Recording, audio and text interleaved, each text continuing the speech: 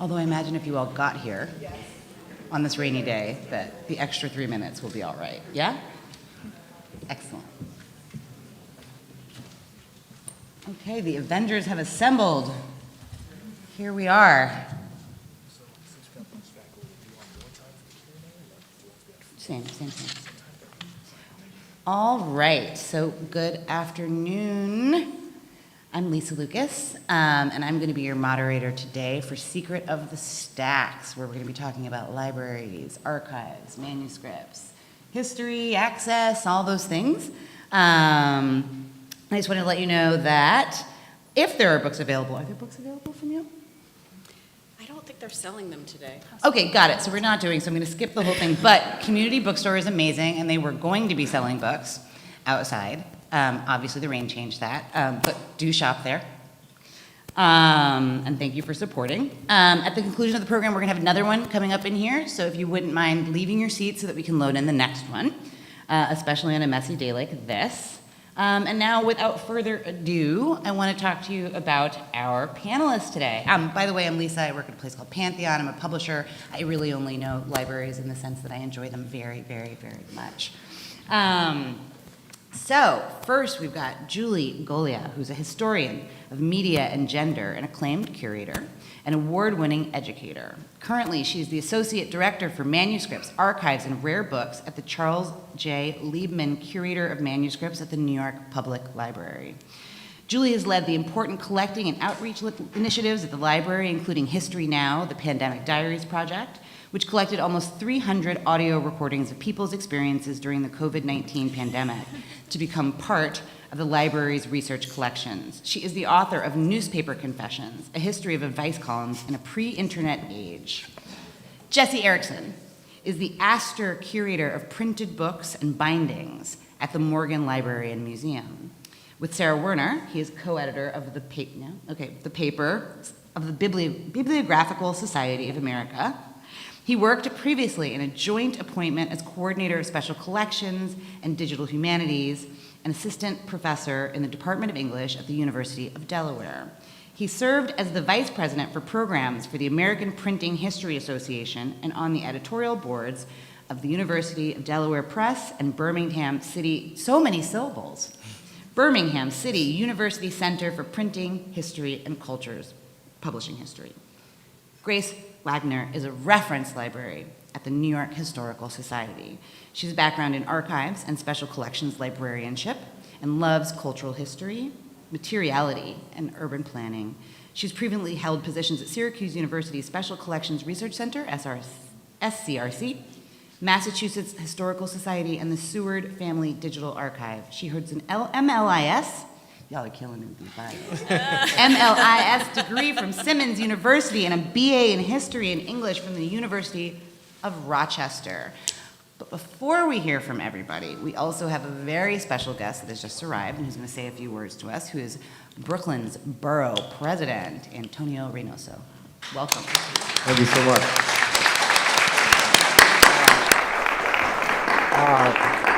Thank you all for being here. I'm going to keep this short and sweet because there's a lot more fun to listen to them than it is to listen to me.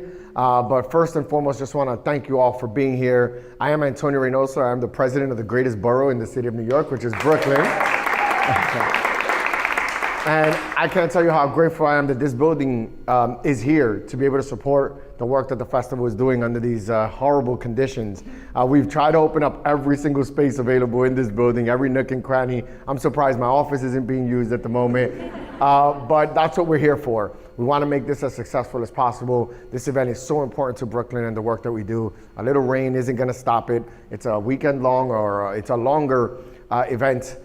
So we know that tomorrow, hopefully there'll be sunnier days or just no rain. But again, just want to say thank you so much for being here. Again, this is your building. This is the people's house, and I want to make sure you can enjoy it. And I'm not quoting from a book necessarily, but I will say from one of the greatest poets that ever existed in our history, Christopher Wallace, better known as Biggie Smalls or the Notorious B.I.G., said, "Don't forget to spread love is the Brooklyn way," and I'm glad we can do that today. So thank you so much, really appreciate it. All right, so since we're talking about how wonderful our city is, I'm going to kick it over to all of you and ask a little bit about what you do and why it's important for Brooklyners and New Yorkers. So let's start here and then move that way. How about that? Sure. So I am a reference librarian at the New York Historical Society, and this is an independent research library. Yes, thank you. she's on it. Which means that, we're looking at collections. There's a museum aspect to it, but then there's also public programming, and there's what we do in the library, which is the archive.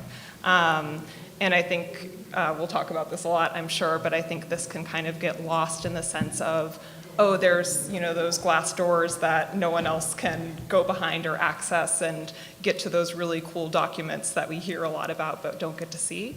And so essentially what I do in my role is try to facilitate access to those materials so scholars, students, researchers across the board can see them.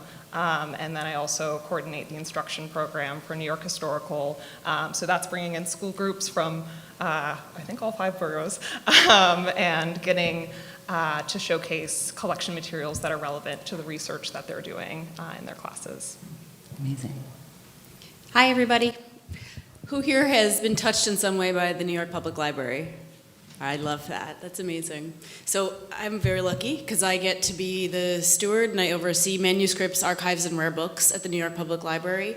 I think a word that Grace used just now, I think, is a really big theme that we're going to be talking about today, which is one of access. And I think there's a tension in all we do, although they're not different from each other, about access and preservation. So our roles as stewards of the materials that we support, and then our roles as ambassadors between the public, their documents, because this is a public library that I work for, and making sure that people can access the knowledge that is deep within them. So the New York Public Library is a very complex institution, and I would imagine that many, though not all of you, with your hands up may have been to a branch and perhaps grew up going to a branch, getting your books from there, being inspired by learning and reading at those places. I work at the 42nd Street building with the iconic lions, Patience and Fortitude, and that library is a little bit different from the branches. It is a research library. We have 3 of those in our network. We have ours at 42nd Street, which is the flagship. We have the Schomburg Center for Research in Black Culture up in Harlem, and then we have the Library of the Performing Arts in Lincoln Center. These are a little different because these are materials that don't leave the building. We have millions of books, but also things like handwritten copies of the Declaration of Independence, or the archives of people, many well-known, but also many not well-known, who have fueled scholarship, and people who have been studying in our reading rooms for a better part of a century. We are right now in the 21st century, I would say, really grappling with the way that we've collected in the past and the kinds of things that we've collected in the past, how we can interpret them, describe them in new ways that are more relevant to the world that we live in today. And then also a big part of my job is actually thinking about what are the special collections that we are bringing in today. A particular interest of mine is how can we, at the New York Public Library, best represent the diversity of New York through our collections. It's an important question to me and my colleagues. It's not always one that has necessarily been considered in the past by special collections libraries. And so in a lot of ways, we are looking at the present and the future through the lens of the past in everything that we do. Thank you. Everyone, thank you for coming today. This is an honor for me to be here. And yes, I would have to echo a lot of the themes that have been brought up already. The Morgan Library and Museum has some of the Western world's greatest treasures. And as the head of the printed books and bindings department, I oversee collections that range from obviously the Gutenberg Bibles, but annotated serial editions of Dickens, annotated by Dickens, to association copies of the Harlem Renaissance. So the collection has a wide geographical and chronological scope and range. And what I feel is most important in my role is sustainability. And the sustainability means showing the value of why future generations should care about these collections. I do not assume that because I understand how important these collections are, that everybody does. And it's my job to help future generations understand the true value of these collections and keep institutions like the Morgan relevant for years to come. Wonderful. So speaking of access, this panel has been brought to you by Bloomberg Connects, which I did not say up top, so we're very thankful to Bloomberg for bringing us here and talking about libraries. I'm back to scheduled programming. So I feel like listening to all of you talk about your jobs and talking about access. You know, I know that these things are here, right? Like I know that at the New York Public Library or at the Schomburg, there's James Baldwin's archives that were acquired recently. And I know that you have the Gutenberg Bible, right? And I know that you have treasures. But it doesn't always feel to me like in the same way that I have a library card, right? That I can just walk into a branch, as you were saying, and take out a book. I know how to do that. I've been told how to do that. What do you think some of the challenges for New Yorkers are in understanding what they have access to, and how do we try to bridge the relationship between the treasures that are held inside of these places and that are technically accessible, and the fact that there's an information access? Like, what do people need to know? And that's for any of y'all. Yeah, that is a great question. And I think a lot about it as kind of the two tent poles are access and preservation. And so you're kind of always balancing those two things. And you know, it's always a matter of, we want to reach out, we want to provide access, we want to provide documents to as many people as possible. As Julia mentioned, you know, we're non-circulating libraries. So if you are to access the materials, you physically have to come on site. And often in order to do that, you know, there are a lot of barriers. And there are barriers that I don't think we want in place, and frequently we're working within systems that are already existing. You know, there are not only accessing the catalog records online and requesting those materials, but there are the fact that we have so many different types of documents, because you're looking, you know, you're looking at traditional books, but you're also looking at broadsides, so kind of like early posters. And you're looking at photographs, and you're looking at manuscript collections, which, you know, anytime you see those boxes with all of the folders documented in them, that's what you're seeing. And so because you're dealing with such a broad range of types of materials, you, in our roles, are frequently also trying to kind of articulate that to people and help them understand, you know, how you can access each of those individual materials. And so I think that's certainly one thing that we want to help people to do in order that they can have access to the materials. Yeah, so I'm working with what I would call generational inertia. And in previous generations, the bar for access into the Morgan Library was pretty high. And this would especially, you know, involve early printed books, materials that are considered what we would consider high reserve, materials that are very unique and quite frankly very expensive. So in previous generations, there was a practice of having support letters written for researchers to be able to enter the reading room. And I would say, you know, over subsequent generations, the barriers to access and those restrictions have been reduced quite significantly. But the very idea of researchers being able to access these collections was an intervention in and of itself. Back when the first director, Belle DaCosta Green, working with Jack Morgan, had this brilliant idea of making a collection of world-renowned, that was private, you know, the collection of J.P. Morgan, accessible to the public. So, of course, there had to be, you know, systems set up in place to gatekeep those materials.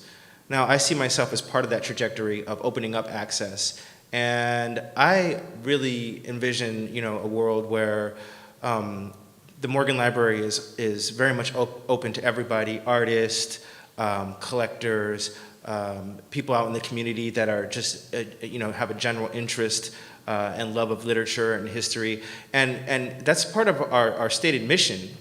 But I don't think people understand that the previous reputation of having that really high bar, has changed over time. And anybody can go into our website and sign up as a reader and set up an appointment and look at these wonderful, wonderful materials for any project. So that's part of my goal, I see. I'm a historian, and so without going too far into the past, I also think there's an important context around this with the history of libraries, which is that I think we take for granted today that there are free public places that we can go to access knowledge, and that is a very historically contingent thing. And in fact, the founding of the New York Public Library offers a lot of lessons around this. We were the combination of kind of three earlier libraries, which is the Astor Library. We can see a lot of connections there. The Lenox Library, and then a trust established by the former governor of New York, Samuel Tilden. And the Astor and the Lenox Library were supposedly public, but the bar to entry for these was so remarkable that there were actually these like well-known cartoons in the 19th century about the runaround that you would get to actually get into the Astor. It's like, no, come back at 4. Oh, did we say 4? We actually meant 5. Oh, you have your umbrella. Oh, you must have an umbrella to enter. And so it was like a joke, a 19th century joke about how difficult it was to get access to these materials.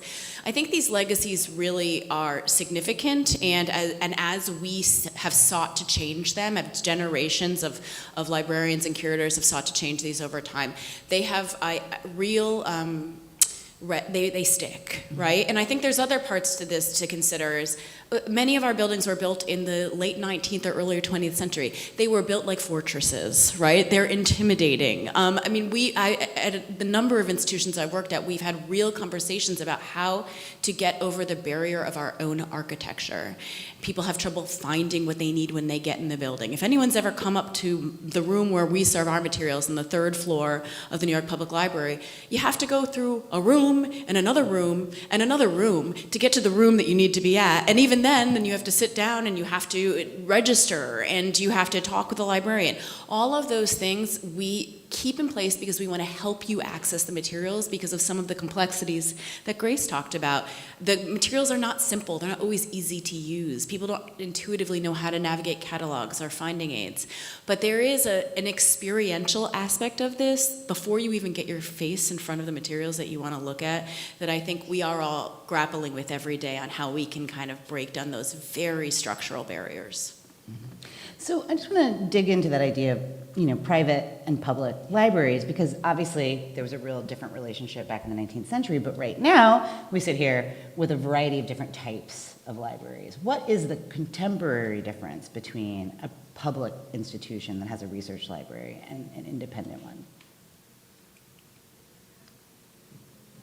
Well, I want to kind of go back to what Julia said and then sure. address that, if that's okay, because I think a lot of what is underlying what we're saying and what you were articulating is that, these libraries that were all started in the 19th or earlier, centuries were started by wealthy, white, prominent American families.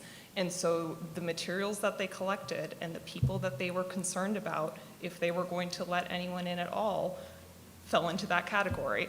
And so a lot of, what we're talking about in terms of kind of almost undoing, but then also navigating through the work that has been done, I think is what we're kind of working on today as libraries, archives, and museums are trying to build up that more open access all around.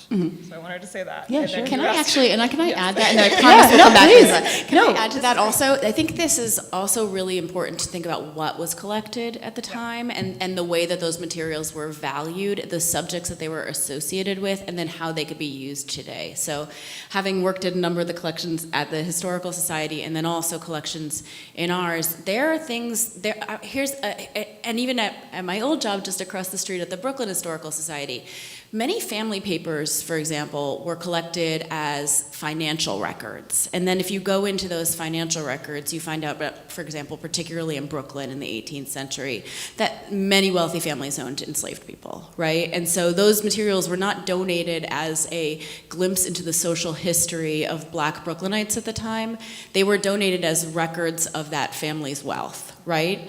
And they were probably described as such. So there may be a situation where a finding aid made may not indicate that this is a collection that's about slavery, because that didn't matter as much to the people who were bringing them at the time. And then that is sort of another part of our job today. The barriers, I think what I want to say in relation to what Grace is saying, is that they're not just physical, they're informational, right? They're the way that we make things accessible to people, the way that they find the collections, the description that we put in the finding aids that somebody Googles and then eventually lead them to us. So that's sort of another place where I think we're really doing that chipping away at kind of accessing older materials. That I would add also that, at least in the case of the Morgan, there's a very close symbiotic relationship that has always been in place with collectors and bibliophiles. I'm a member of what's called the Groyler Club, and it's a club of bibliophiles based in New York, but has sort of national resonance with members all over the country.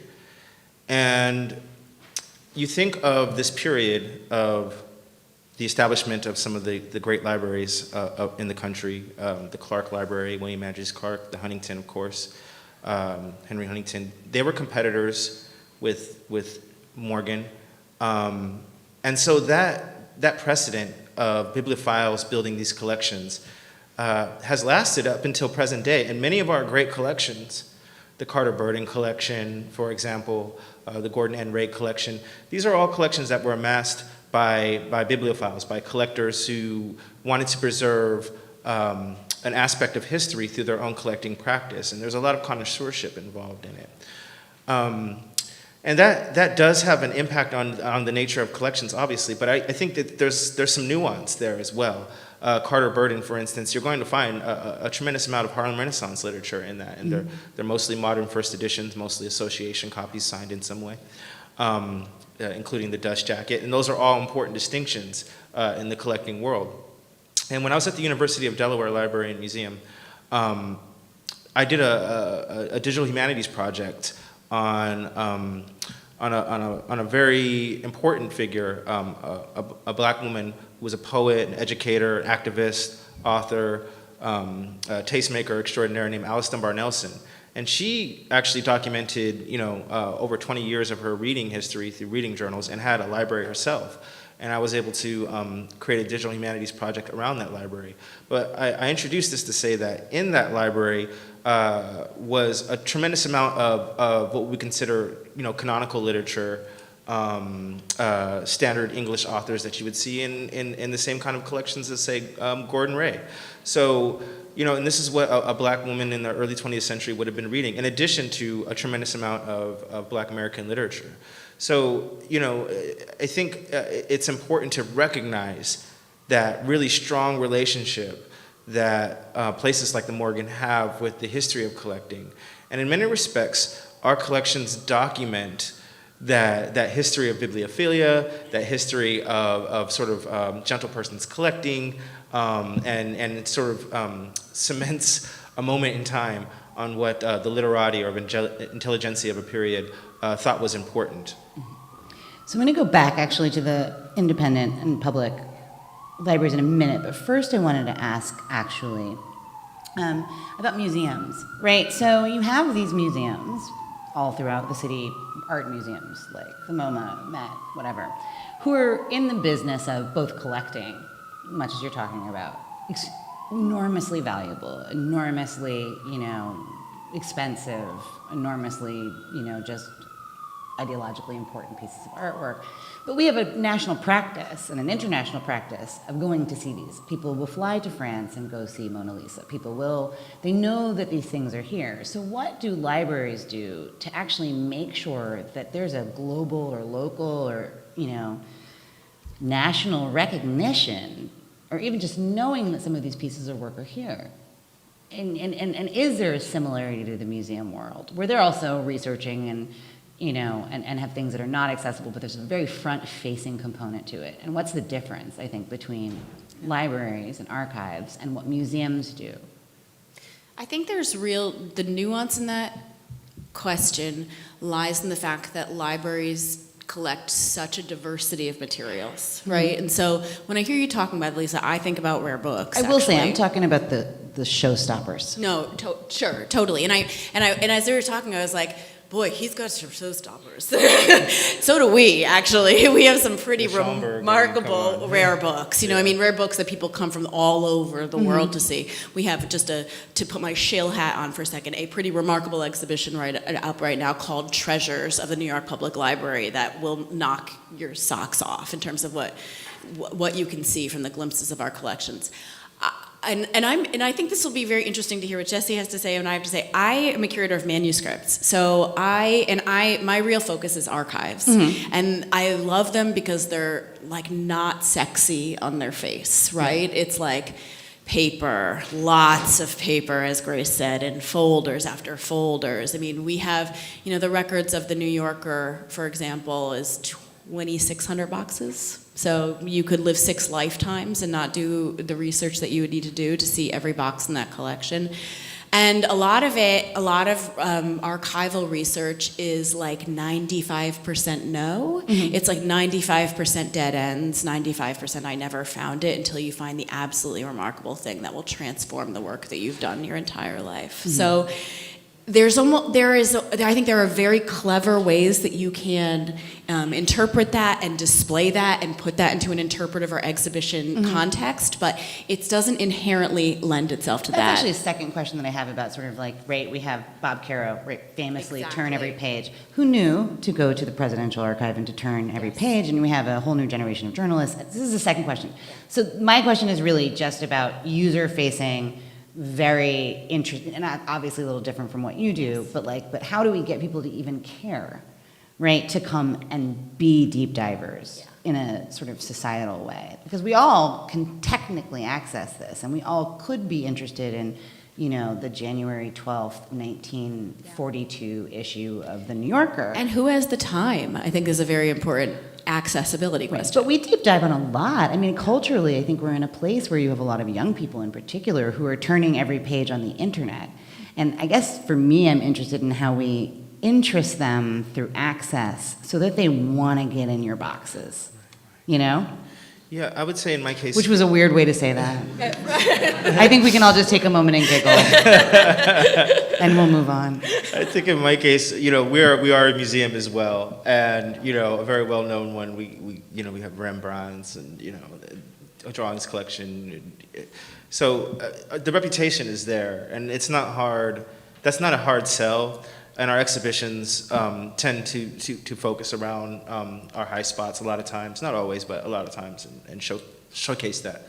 I think with the greater challenge in my work is to reach those folks who aren't aware of the Morgan Library and what it represents in New York and sort of across the country. And so I've been brainstorming different plans. Some of that work we can do is through exhibitions, curating exhibitions that speak to the values and what's important across different communities that perhaps has been not as well represented in our former curatorial practice, but also just old-fashioned outreach. I take in a lot of classes, right?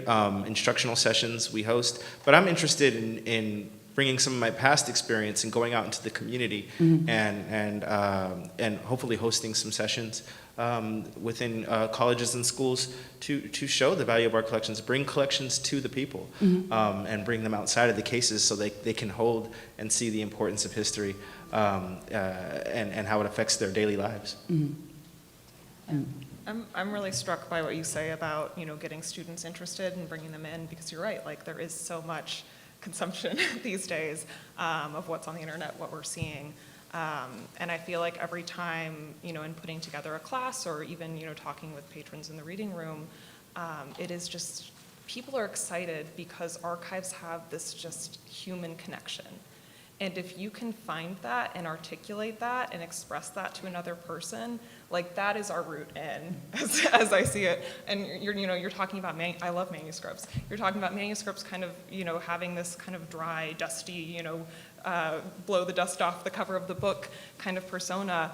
But, when you are reading those papers, when you are reading someone's letters to their family members, to their loved ones, and if there's another dimension of that this person is a famous author or, did all of these incredible things for the community, then you get to understand these materials not only on that human level, but also in terms of what they're doing, more broadly for the community.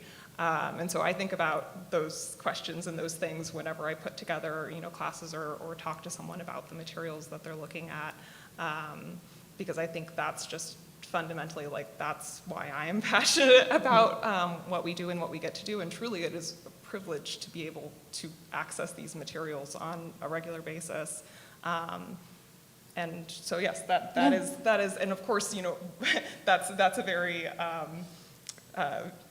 not concrete example question or answer, so I'll give you concrete examples, because of course with outreach, you can do things like going out into the community, you can do things like creating exhibits in the reading room and creating blog posts and obviously collecting and working with community members.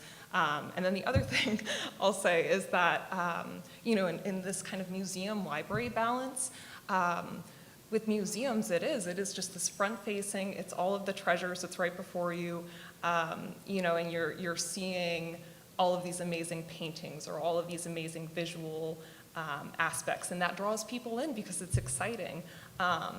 But I think what a lot of people don't always see or know is that what's underpinning all of those things are materials from the archive.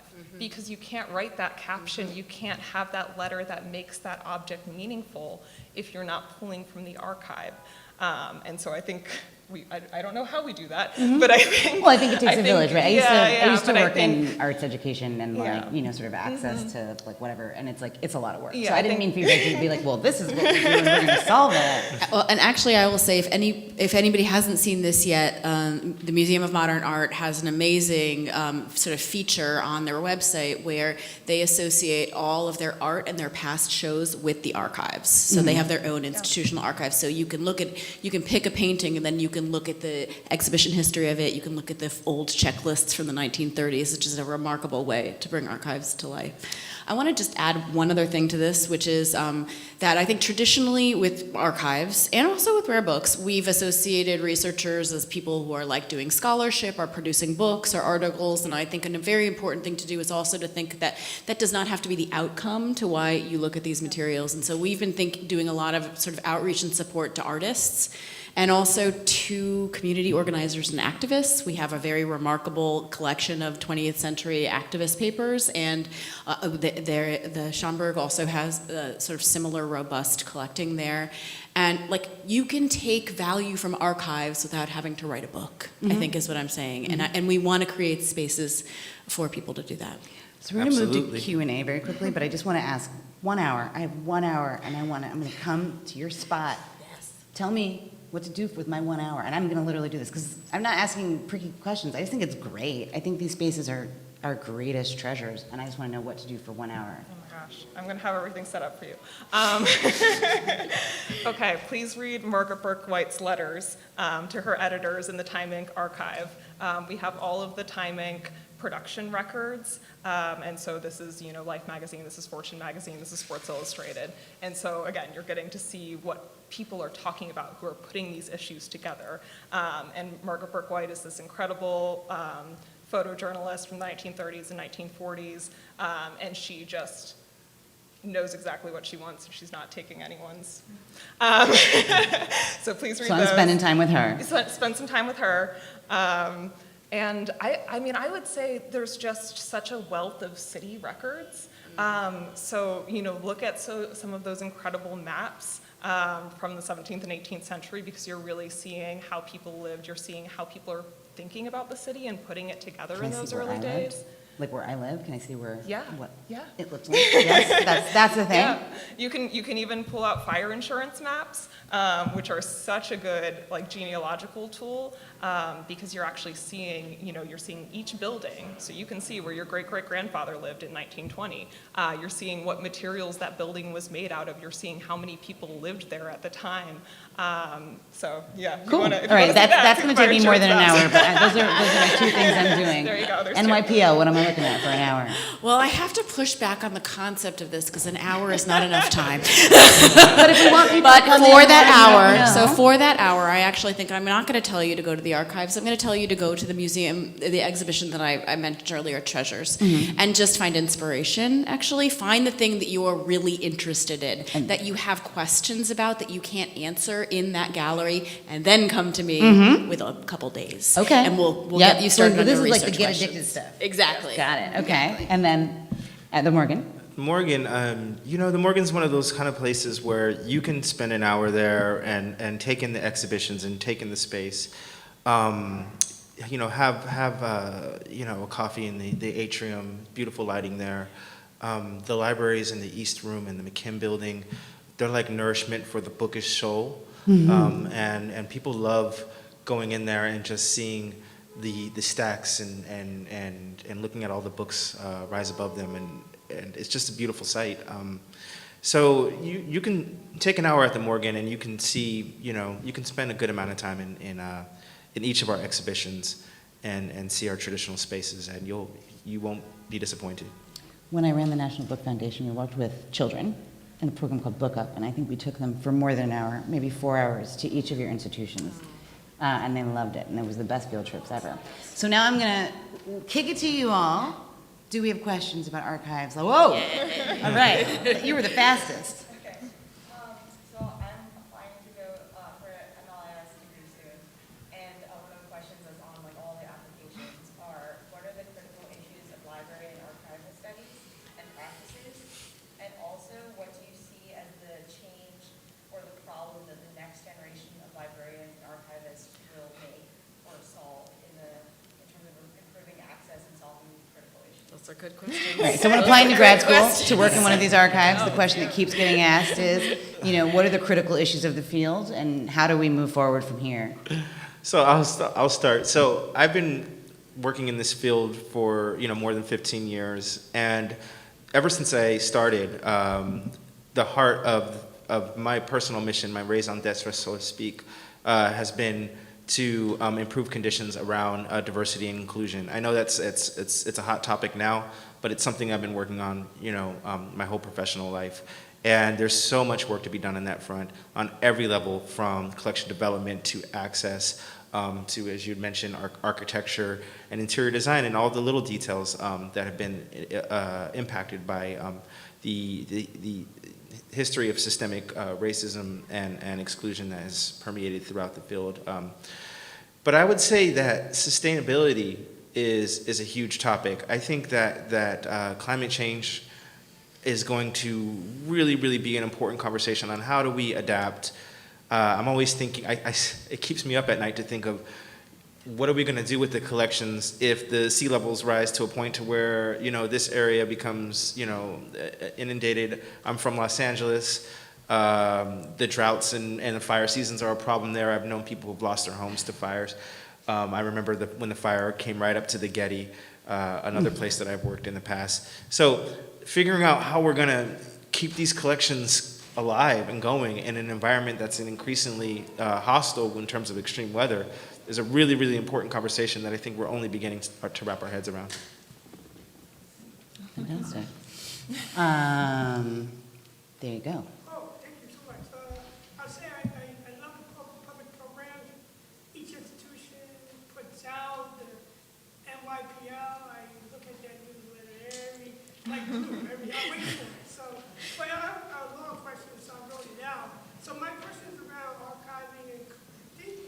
So I write and photograph urban culture, skateboarding, graffiti, breakdancing, and other related subjects. Is there any collecting initiative in this subject area of New York City history? Martha Cooper, a New Yorker, her street art photo collection is in Germany. So if I wanted to go research her work, I would have to go to Germany to see it and see most of that work was done here in New York. So that doesn't make sense, but it is what it is. It is. But are you interested in that area, that grassroots area of New York that's worth billions of dollars now, all these urban cultures? And it seems like libraries are not interested in that work, but how about you guys? Well, first, I want to point you to the Museum of the City of New York, because they actually, of the institutions in this city, I think have the best documentation of that. They have really rich photography collections. I believe they actually have some art collections on that as well. And I'm not actually as familiar in terms of art museums about how that's been collected.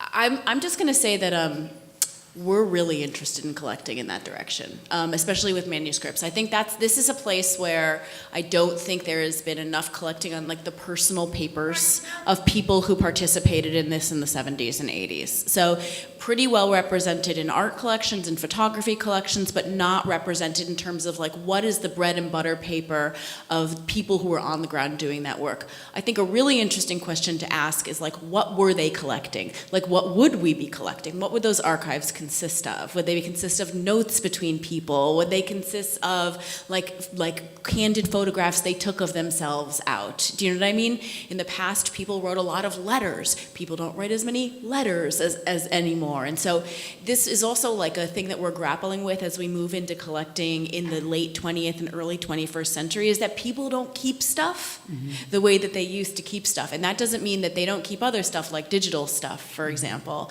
But we're really starting to have to be much more creative about what an archive actually consists of. It's not just the paper in the folders anymore. When you all have to start dealing with Twitter to scale, I'd like to leave Earth. Yeah. Can I just add really quickly that part of the reason why I, took the dive into pursuing a career in rare books in the very, very beginning, I was interested in book historical communities to recognize the importance of what I saw in my own culture and growing up, and the relationship between graffiti and the history of letter forms. Right? And this has been really, really, really a huge interest in my life. I've given talks on it. And I just think it's really important to recognize that the interconnectedness of history, right? That things like that I grew up with, like the placas that you see black letter on, right? And the innovations of wild style. Like, how does this change the history of letter forms themselves, right? And I think that's important to represent in the broader project of book history and print culture, because it is something that hasn't received as much attention that it should.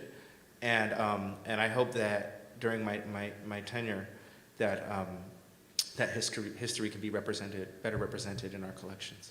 And I just want to give a shout out to the NYPL, actually. 2 years ago, 3 years ago, 5 years ago, who knows what time is, you acquired, was it Sonny Rollins' archive? Yep.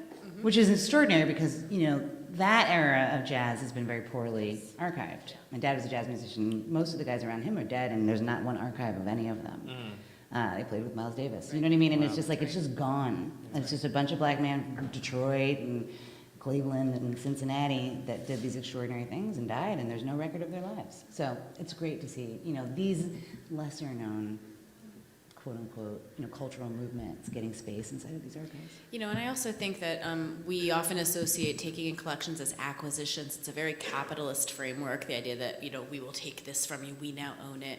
I think a lot of what Jesse is getting at is that this work is actually long-term work. This is decades work that you do with communities, that you actually reach out to people and say, your materials are valuable, let us talk to you about saving them.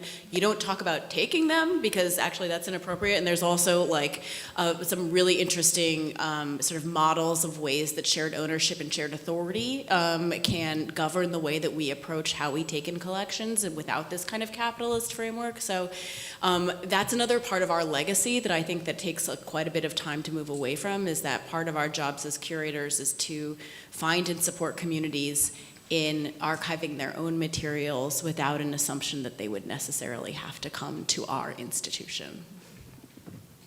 All right, we have time for one more. I've been ignoring this side of the room. It's you. Could you talk about programs or fellowships that you have for creative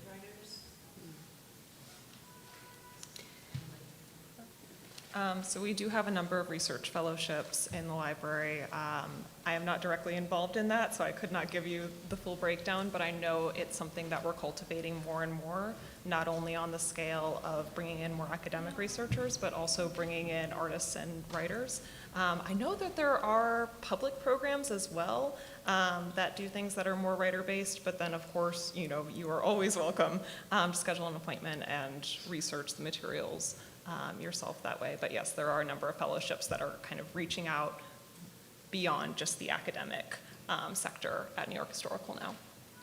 And those are all available on the website. Information.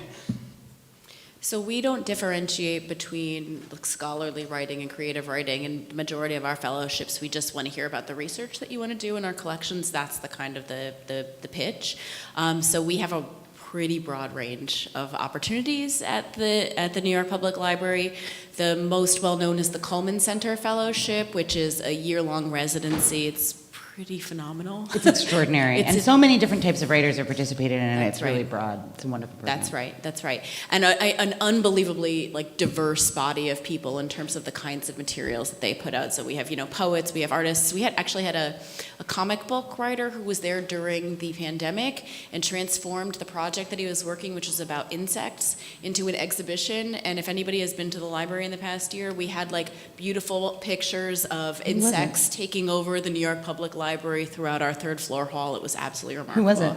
Peter Cooper. Oh, cool. It was so amazing. It was one of my favorite things we've ever done. But then we also have smaller fellowships. We have an LGBTQ fellowship. There is the Marty Duberman Fellowship, an NEH Fellowship, a Barbara Lee Diamondstein Spielvogel Fellowship, and then we also offer just month or two short-term fellowships where we pay for your travel. And then the last thing I want to say is that we also have just free study rooms. So if you need a place to work and write, and you have any need for NYPL's collections, there's a very simple form. The easiest way for you to get it is just Google NYPL short-term study rooms, and you fill out an application, we talk to you, and you get a room where they bring you your books. That's dope. It's free. So, that is just obviously scratches the surface of the resources that the NYPL has. So if anyone has questions about them, you can come grab me afterwards. And this will be a quick response because our fellowships, at least for my department, have been more traditional in nature and geared toward academics and library and museum professionals, particularly to allow opportunities for training and mentorship among young and emerging library and museum professionals. But this is something I think that could be put on the table and something that we can aspire toward to develop a fellowship that would support creative work, because it is definitely something that I personally value, and opening up access more to people in the creative sphere is something that I think is really important to achieve during my time at the Morgan. All right, and that concludes our time together. I would like to say I hope you will all visit. Can we tell them how to come to us? Yeah. Before you go. Just speed do it, but so If you want to come to see manuscripts, archives, and rare books, email manuscripts@nypl.org, and we will get you all set up. And you can email libraryappts@nyhistory.org. Say that one more time for everybody. libraryappts@nyhistory.org to set up an appointment with us. And for us, just visit our reading room webpage on the Morgan Library and Museum website, and that'll tell you everything you need to know. Thank you, Julie, See you soon. Jesse, and Grace. Thank you. And thank you to your institutions for all the work that they've done and for your hard work at them.